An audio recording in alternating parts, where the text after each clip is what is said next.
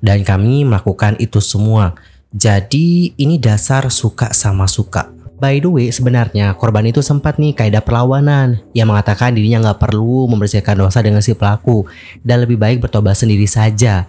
Tapi hello everyone, I'm Mr. Kim and welcome back to my YouTube channel. Guys yang lagi nonton, gimana nih kabarnya hari ini? Apakah dalam kondisi yang baik-baik saja? Atau mungkin sebaliknya ya guys, apapun yang terjadi, kalian gak boleh menyerah. Ayolah semangat! Fighting. Guys, sebelum kita lanjut, boleh nggak sih aku izin jualan dulu?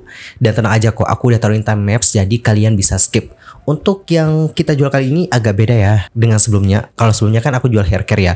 Kalau kali ini adalah face care. Tapi di note ini tuh nggak semuanya ya guys ya. Soalnya nggak include sama toner dan juga serum. Dimulai dulu dari sabun cuci wajah. Oke. Kalau cuci wajah sendiri 1 bulan terakhir aku pakai Voice. Ini ya guys, yang ini yang aku pakai. Kalau ini belum. Sebenarnya sebelum ini aku belum pernah pakai. Tapi aku pakai karena aku jualan ini guys. Jadi karena aku jualan ini, aku pun harus pakai dulu supaya aku nanti bisa memberikan review gitu kepada orang-orang yang mau beli juga. Hanas review ya guys ya, setelah aku pakai ini bagus sih. Wajah itu kayak kelihatan lebih cerah, bersih juga. Dan selain itu juga hemat banget sih. Ini udah mau 1 bulanan aku pakai, belum habis-habis guys. Next, ke yang kedua adalah sleeping mask. Sleeping mask sendiri aku pakai Nasipik Pitoniasin.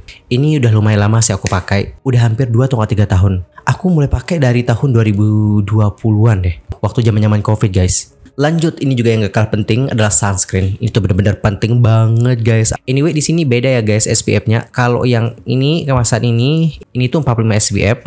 Kalau yang ini 50 SPF. Dan buat teman-teman yang lagi berjerawat, aku saranin kalian untuk pakai Clean Face Acne Serum. Jujur, aku pribadi nggak pernah pakai. Tapi tetangga aku yang beli ini kemarin itu bilang nih guys, kalau produknya ini bagus. Nah tetangga aku ini kan emang ya mengalami permasalahan yang berjerawat di wajahnya gitu. Dan setelah dia pakai produk ini, alhamdulillah jerawatnya itu kayak mengering guys. Alhamdulillah banget. Makanya setelah habis, beliau kemarin beli lagi guys. Dan kalian juga bisa coba nih Himalaya Neem Mask. Ini juga membantu merawat kulit yang berjerawat. So gimana nih, apakah kalian tertarik untuk coba produk ini? Kalau kalian tertarik, bisa langsung cek tag produk. Well, cukup sekian aja untuk jualannya. Dan terima kasih banyak banget ya guys atas waktu yang diberikan. Dan sekarang kita akan lanjut nih ke pembahasan utamanya.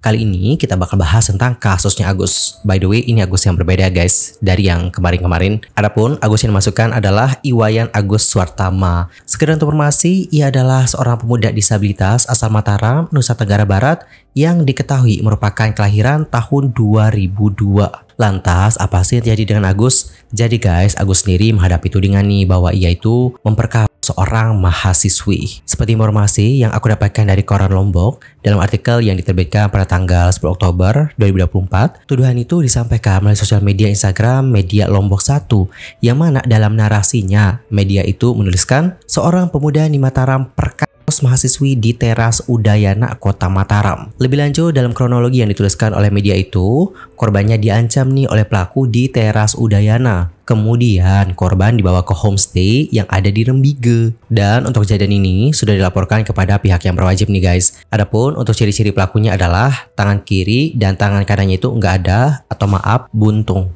Di sisi lain, Agus yang menjadi pihak yang tertuduh lantas memberikan tanggapan terhadap laporan dari media tersebut. Pria itu mengaku keberatan nih guys dan juga telah memasukkan laporan ke Polda Nusa Tenggara Barat. Laporan tersebut dimasukkan oleh yang bersangkutan ke Ditreskrimum Polda NTB dengan sangkaan kasus pencemaran nama baik melalui sosial media Instagram. Berarti ini masuknya ke Undang-Undang ITE, gitu nggak sih? Saat dihubungi oleh koralombok.id pada tanggal 10 Oktober 2024 yang lalu, Agus mengungkapkan bahwa buktinya sudah ia tunjukkan ke polisi. Terbaru, Agus itu telah menjadi tersangka atas kasus yang dituduhkan kepada dirinya oleh penyidik Polresta Mataram. Dan Agus juga lantas membeberkan bagaimana kronologis kasusnya hingga menjadikannya sebagai tersangka. Ia menceritakan nih guys bahwa pada awalnya saat di kampus kegiatan belajar mengajar kosong, ia berniat untuk jalan-jalan ke teras Udayana. Sampai di sana, terlapor ini sempat makan nasi dan juga minum es. Tidak lama, dia pun memutuskan untuk kembali ke kampus dan mencoba meminta bantuan kepada pengunjung Udayana untuk bisa mengantarkannya ke kampus. Lebih lanjut, ia menceritakan, pertama, saya minta tolong kepada seorang pria, tapi dia bilang tunggu sebentar dan hilang. Tidak lama, baru di situ saya ketemu seorang perempuan dan saya minta tolong. Perempuan itu bersedia. Dan setelah berkemas memasukkan laptop ke dalam tas, perempuan sekaligus pelapor ini memboceng Agus. ke tujuannya. Namun, beberapa kali di jalur 2 itu sampai Islamic Center, pelapor membawa Agus beberapa kali berputar di jalan yang sama. Seketika, pelapor lantas masuk ke salah satu gang dan sampai ke sebuah homestay. Agus dalam kesempatan itu menyampaikan jika dirinya tidak ada uang sama sekali. Namun, pelapor justru yang membayar homestay dengan harga Rp50.000. Ia pun lantas menegaskan, jadi saya tidak pernah mau ngomong aja, cuma memang saya rasakan ada yang beda. Dan saya merasa sudah ke sana tujuannya. Ya saya ikut saja nih sampai masuk kamar dan kami melakukan itu semua. Jadi ini dasar suka sama suka. Alright, dia menceritakan bahwa mereka melakukan itu semua. Dan itu pun atas dasar suka sama suka. I see. Dan guys, dengan kondisi yang terbatas, kata Agus nih, sangat mustahil jika wanita ini tidak melawan atau meninggalkan dirinya jika memang dirasa ada yang janggal. Ia pun lantas melanjutkan nih dengan mengatakan, tapi dia atau pelapor yang fasilitasi. Terus masa saya dibilang memperkaos? Saya akui kami lakukan itu, tapi dia yang membuka pakaian saya dan semuanya. Ia pun lantas mengatakan bahwa dirinya mulai curiga bahwa ini adalah jebakan ketika wanita itu mulai menghubungi temannya. Lebih lanjut, ia mengatakan, tapi yang membuat saya tahu kasus ini jebakan pas dia nelpon seseorang. Di situ saya nggak berani mau ngomong apa. Saya merasa ini jebakan karena ini kesana kemari saya dituduh. Saya dituduh melakukan kekerasan seksual. Coba dipikirkan bagaimana saya melakukan tindakan tersebut, sedangkan bapak ibu lihat sendiri. Maksudnya kayak lihat kondisinya gitu yang maaf disabilitas seperti itu. Didorong aja saya atau jangan diantar saya atau ditinggalin aja saya. Ia pun lantas melanjutkan nih guys, bodinya takut melakukan perlawanan karena posisinya dalam keadaan nggak berbusana pada kali itu. Lebih lanjut, ia menceritakan nggak ada diancam sama perempuan secara fisik. Saya diam saja selama di dalam homestay. Saya takut buat teriak karena waktu itu nggak pakai apa-apa. Saya yang malu kalau saya teriak. Oke teman-teman, jadi seperti itulah bagaimana cerita yang dibeberkan oleh Agus atau bagaimana kronologi nih berdasarkan versinya Agus. Dan bisa mendengarkan bagaimana ceritanya Agus, netizen pun lantas nih memberikan berbagai macam reaksi. Banyak yang mengatakan bahwa itu nampaknya kayak mustahil deh.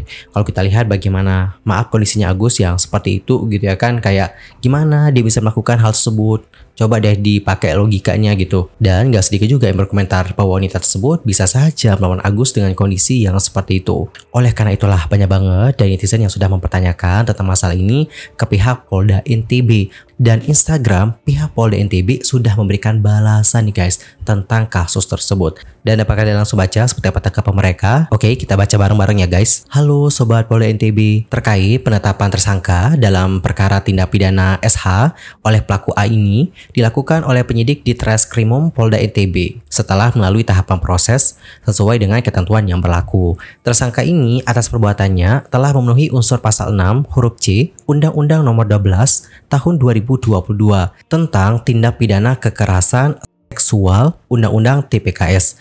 Dalam pasal 6 Undang-Undang TPKS ini tidak hanya berbicara menuntut unsur paksaan dan juga kekerasan, melainkan juga berkaitan dengan unsur tindakan yang menyebabkan seseorang tergerak untuk melakukan kekerasan seksual. Berdasarkan keterangan korban dalam laporan polisi nomor LP/B/166/X/2024/SPKT/Polda NTB tanggal 7 Oktober 2024, tersangka melakukan dugaan tindak pidana SH fisik terhadap korban, yaitu dengan cara melakukan tipu muslihat dan mengancam akan membongkar aib masa lalu korban kepada orang tuanya, sehingga korban pun terpaksa mau melakukan persetubuhan. Dari hasil penyelidikan, polisi mendapatkan 2 alat bukti yang cukup, diperkuat dengan keterangan saksi. Ada 5 orang, yaitu AA, perempuan, temannya korban, kemudian IWK yang merupakan pria, penjaga homestay, lalu JPI, perempuan, saksi sekaligus korban yang mengalami peristiwa yang sama, lalu ada juga LA, perempuan, saksi yang hampir mengalami peristiwa pidana yang dilakukan oleh tersangka,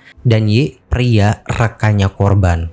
Selain keterangan dari saksi ini, petugas dalam proses penanganan perkara juga melibatkan ahli psikologi dari Himpunan Psikolog Indonesia atau HIMSI untuk pemeriksaan mendalam baik terhadap pelapor maupun tersangka.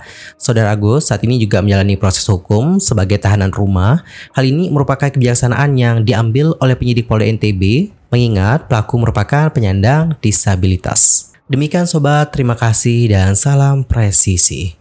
Alright teman-teman, jadi seperti itulah bagaimana statement dari pihak Polda NTB atas kasus tersebut. Selain itu nih, dilansir dari Lombok Insider seperti yang disampaikan oleh Kasubdit Renakta Polda NTB AKBP Nimade Pujawati menuturkan bahwa pihaknya sudah melakukan serangkaian kegiatan pemeriksaan saksi-saksi. Selain itu, mereka juga sudah menghadirkan ahli yang kemudian berdasarkan kesaksian ahli tersebutlah mereka meningkatkan status yang bersangkutan dari saksi menjadi tersangka.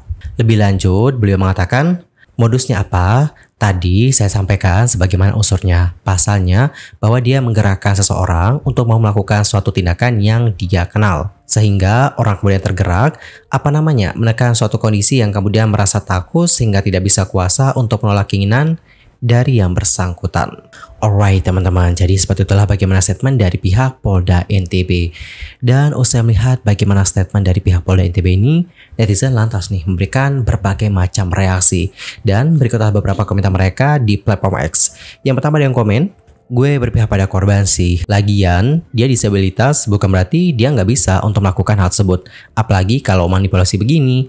Di keterangannya dia juga nggak masuk akal. Lagi capek jalan kuliah, minta antarin sama cewek. Muter-muter Islamik, tiba-tiba dibawa ke homestay, diajak untuk begituan. Pishy banget. Emang udah paling bener mah nggak usah mihak dulu sih, karena semua bisa direkayasa. Bahkan saksi pun bisa aja palsu. Dan meskipun punya kekurangan pun, belum tentu nggak bersalah. Agak tricky ya kasus ini, bagaimana mungkin seorang disabilitas bisa melakukan hal tersebut. Tapi kalau kronologi seperti ini bisa masuk akal sih, semoga kebenaran bersama dengan korban. Sabar ya para warga, kita ikutin terus saja kasusnya sampai ke pengadilan. Karena kalau udah di pengadilan, semua bukti akan dijelaskan.